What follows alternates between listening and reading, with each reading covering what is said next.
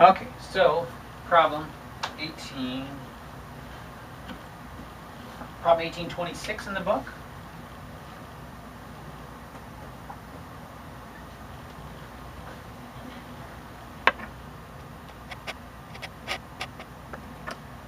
All right, so problem 1826, it says at 25 degrees Celsius, the molar solubility of silver phosphate, AgPO4.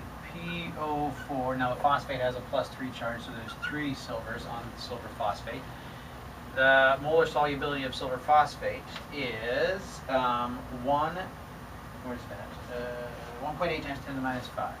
So that means KSP equals 1.8 times 10 to the minus 5. Now KSP is an equilibrium K for the solubility product of this thing. So we're assuming that there's a degree in which silver phosphate, although it's generally insoluble, does dissociate to a small degree, and this is the value that represents it.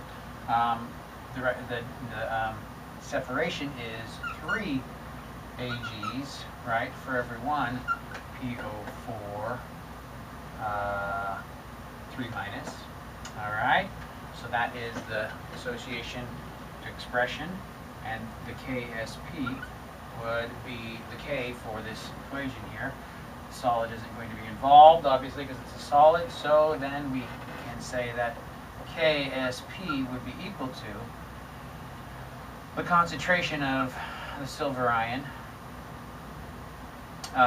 cubed and the concentration of phosphate, PO4 3 minus. So this is the silver ion, PO4 3 minus. All right, so if KSP doesn't equal this, this is the molar solubility. Molar solubility. So that is how many moles of this will actually dissolve. So that tells us how much the molar concentration of the phosphate ion.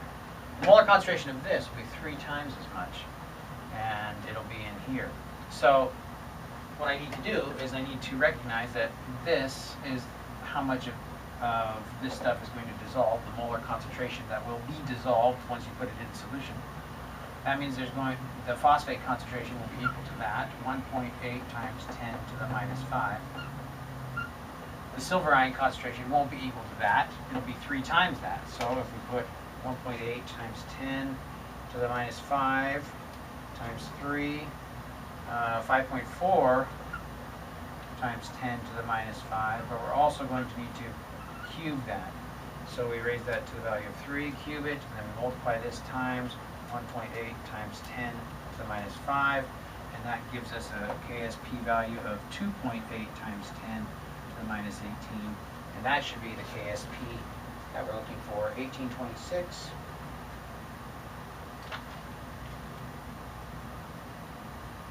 .8 times 10 to the minus 18. All right, so that's 1826,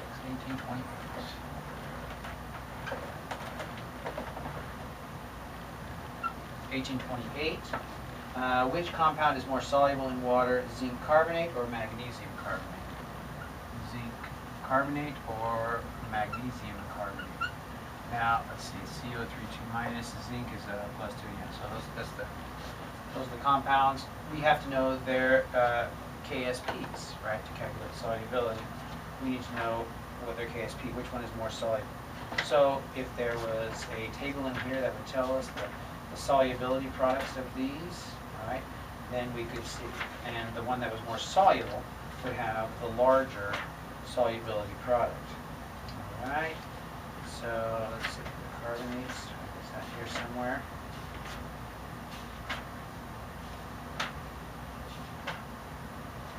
Here we are on page 832.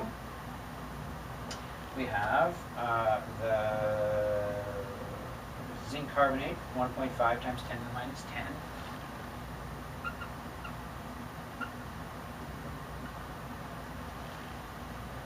And magnesium carbonate, 6.8 times 10 to the minus 8. So the higher number is going to tell us that more of it is on the right side of the equilibrium expression for the solubility of the compound that we're interested in. So it has to be this one. So magnesium carbonate has to be more soluble. All right. 1828 magnesium carbonate. Yep. All right. So again, that table is on page 832. 1830. All right. What is the molar solubility of lead bromide in water? So here we have PbBr2, and we want to know how much of it dissolves. Well, we go back to our table and find out the KSP. On page 832, the KSP for lead bromide. Is it there? There it is, 6.6 times 10 to the minus 6. 6.6 times 10 to the minus 6. That is how much, or that's not the molar, it's not the molar solubility, right? It's just the KSP. So the KSP for lead bromide would be,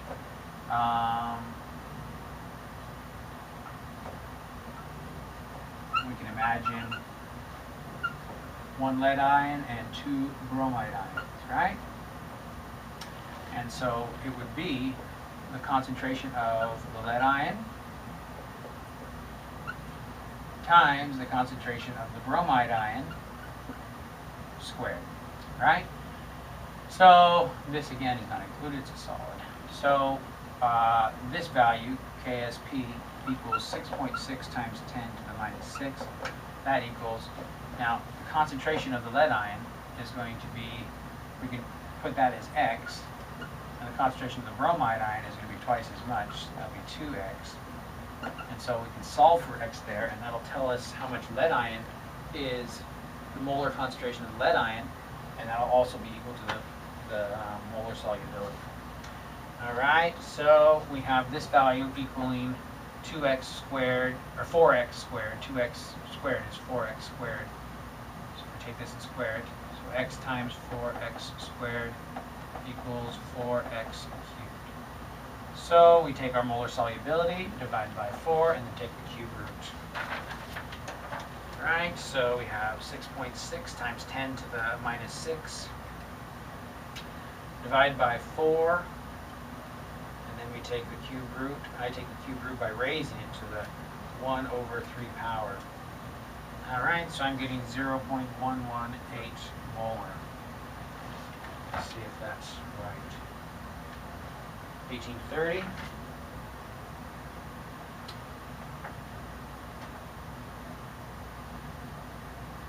Yep, that's it. All right. So, 1832.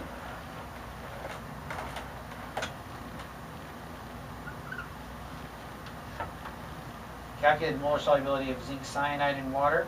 Ignore the reaction of cyanide ion with water. Okay, so if we have ZnCN2, right? We need to know the molar solubility of this.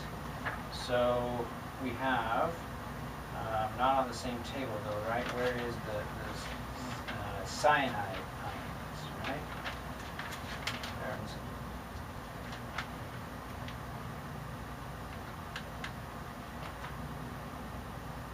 chlorides, bromides, iodides, hydroxides, cyanides. There it is. All right, so on Appendix C, 845, we have the KSP for the zinc cyanide, which is 3 times 10 to the minus 16. 3 times 10 to the minus 16. So then we will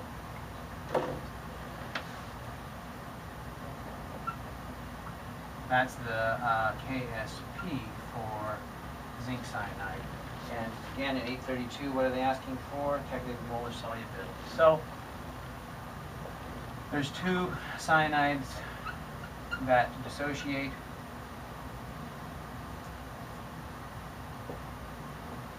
And 1 zinc ion for every zinc cyanide formula unit.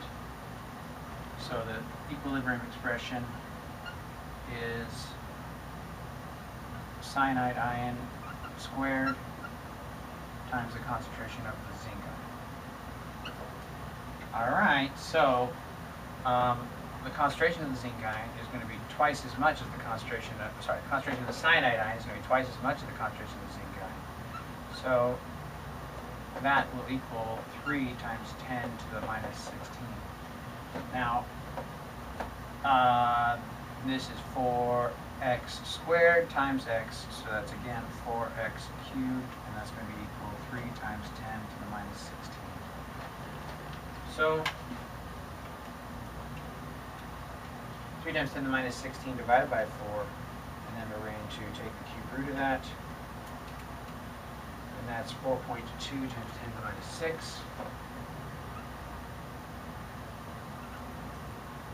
And that should be the molar solubility, because that's how many moles of zinc there are, and for every 1 mole of zinc, that's 1 mole of zinc cyanide that will ionize. 1832, 4.2 times 10 to the minus 6. All right. 1834, 25 degrees Celsius. Lithium, what is it? Lithium fluoride, KSP, 1.8 times 10 to the minus 3. And for barium fluoride, 1.7 times 10 to the minus 6. Which salt, lithium or barium, has the larger molar solubility in water? Calculate the solubility of each in units of moles per liter. All right, so you would be tempted here to just say, oh, the barium or lithium fluoride is a higher number, and so it would have a higher molar solubility, but you want to be sure that you're not being confused by the fact that in one expression you're going to have more, so KSP is not obviously just molar solubility, it's the concentration of the components. But in this thing, in this situation, I think you're going to be right anyways. But we'll take a look here.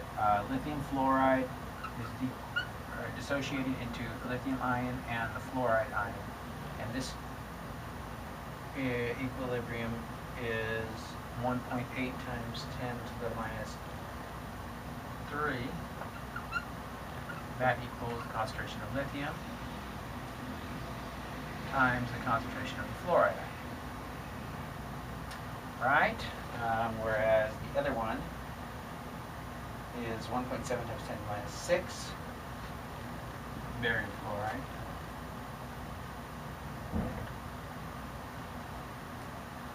So we have barium plus 2 ion, and we have, well, it's just ionizing the barium ion and then 2 fluoride ions. And so the equilibrium expression is going to be 2F minus squared, F minus squared there, and this is barium plus 2 in its concentration. All right, so this value here is going to be 1834, 1.7 times 10 to the minus 6.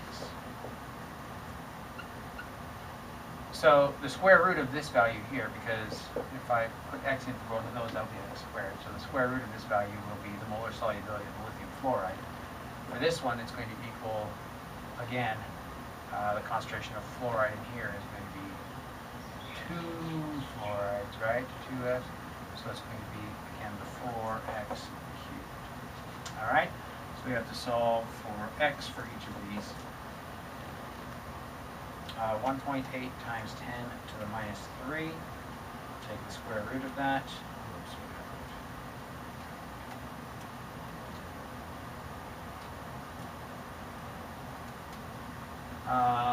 this molar solubility is 0.424. This one here, 1.7 times 10 to the minus 6, divided by 4, and then take the square or the cube root of that. 0.0075. All right. So then that would suggest that the the lithium fluoride is more 34 is more soluble, which is right. Okay. 1836.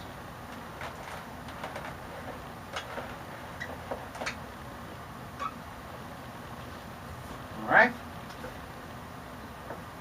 A salt whose formula is mx has a KSP of 3.2 times 10 to the minus 2. Another sparingly soluble salt, mx3, must have what value of KSP if the molar solubility of the two salts are to be identical?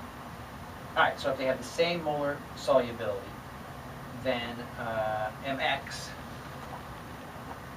dissociates into m plus x minus. mx3 dissociates into m plus 3 plus x3x minus. The KSP for this top one, KSPMX, has to be equal to concentration of m plus times the concentration of x minus.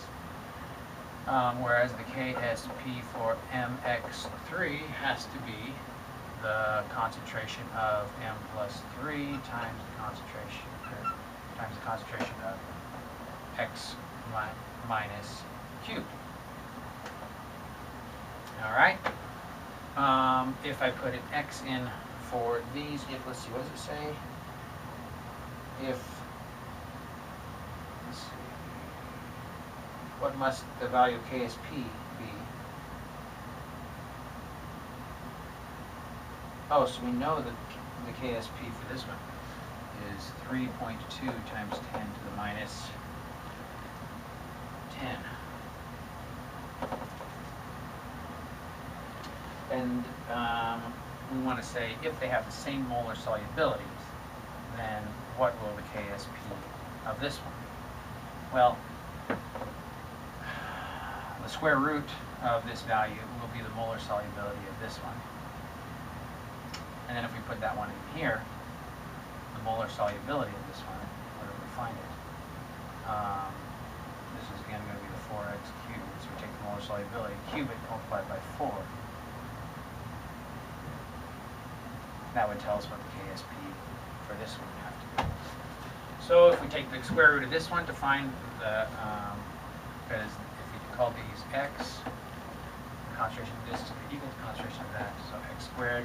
So 3.2 times 10 to the minus 10. And we take the square root of that value. All right, so x then is going to be equal to, for this one here, x equals 1.79 times 10 to the minus, well, 5. 10 to the minus 5. All right, so now that's the molar solubility. If this is going to have the same molar solubility, we can take that value, we can cube it, we can multiply it by 4, and that gives us a KSP value of 2.3 times 10 to the minus 14. So,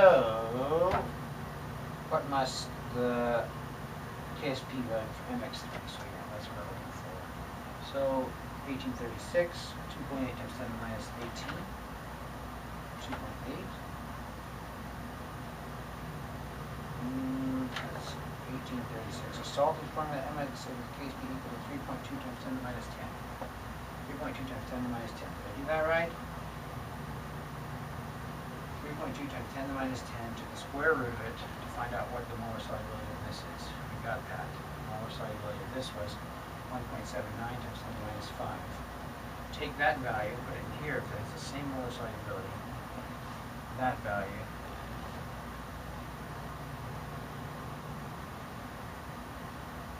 Oh, no. This concentration here is going to be 3 times 3x minus, all right? So this value that goes into here, well, let's multiply it 3 times. So the value is 1.79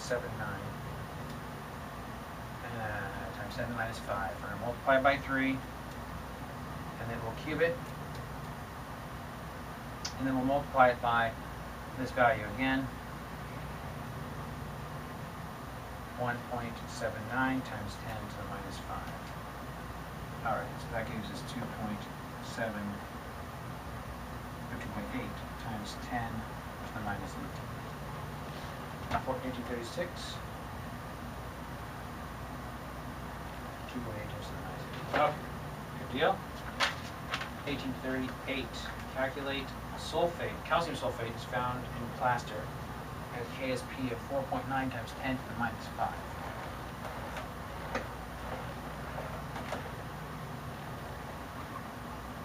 Sulfate.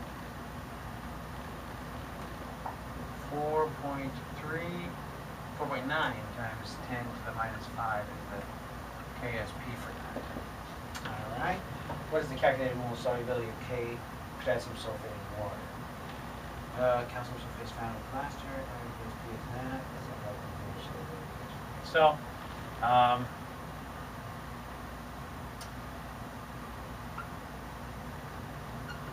this is how it's going to dissociate.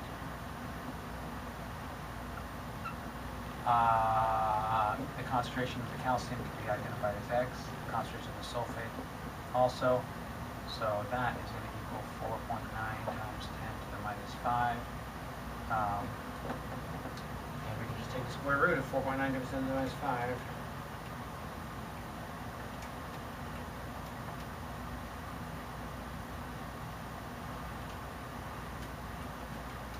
Okay, 0.007.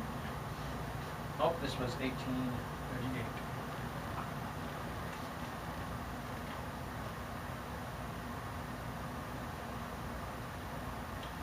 Yep.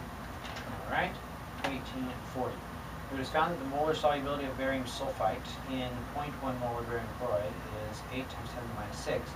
What's the value of KSP? Okay. So, barium sulfite, it dissociates like this.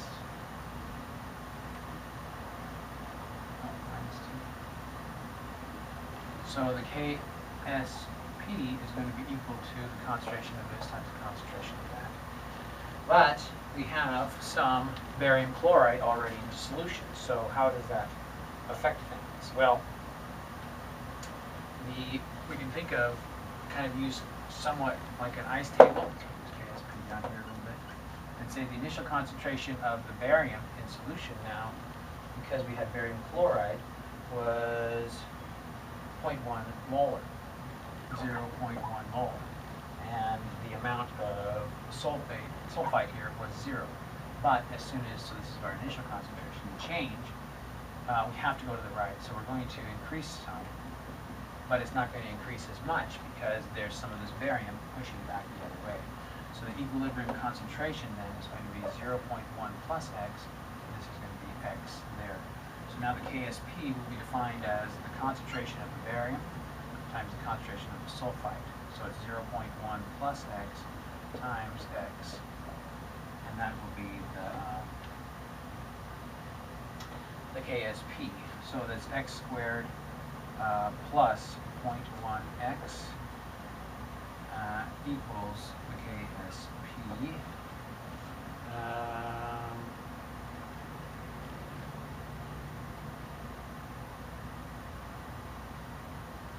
We are given the KSPs, I don't know, 1840. We're given the molar solubility, 8 times 10 to the 6, 8 to the 10 to the minus 6. So the molar solubility is 8 times 10 to the minus 6. That's how much barium sulfite actually dissolved, right? So 8 times 10 to the minus 6 is going to be the value of the sulfite ion, the value of the X, right? So if I put 8 times 10 to the minus 6 squared plus 0.1 times 8 times 10 to the minus 6, that should tell us what our KSP is. Alright, so 8 times 10 to the minus 6 squared plus 0.1 times 8 times 10 to the minus 6. So I'm getting 8 times 10 to the minus 7. 1840. 8 times 10 to the minus 7. Okay. Good. 1842.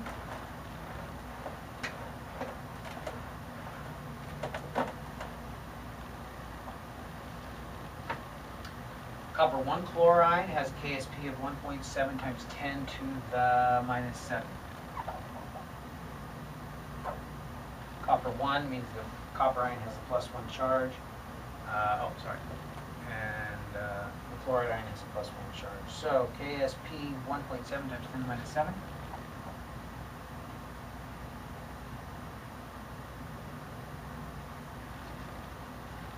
Calculate the molar solubility of the copper chloride in pure water first.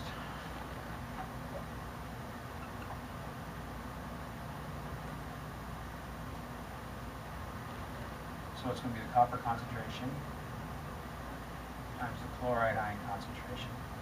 That's going to be equal to 1.7 times 10 to the minus 7. That's in pure water. 1.7 times 10 to the minus 7. Take the square root of that value. We get 4.12 times 10 to the minus 4. That's the molar solubility of the stuff. So that's 1442. We want to find the molar solubility of that. Yeah, now we need to find the molar solubility in 0.2 molar HCl, and then, or 0.02 molar HCl, and 0.2 molar HCl, and then 0.15 molar calcium chloride. Okay, which is 0.3 molar chloride. So the first two scenarios give us a chloride ion, which is a common ion, right? It's an ion that's common, so it's going to push the equilibrium to the left, and less of it is going to dissolve. So we have the first part B, number B, which is the second scenario. 0.02 molar HCl, so 0.02 molar chloride ion. Let's check this one real quick before we erase it. 1842A. 4.1 times 10 minus 4. Right? So now we can erase this. And go to part B. 1442.02.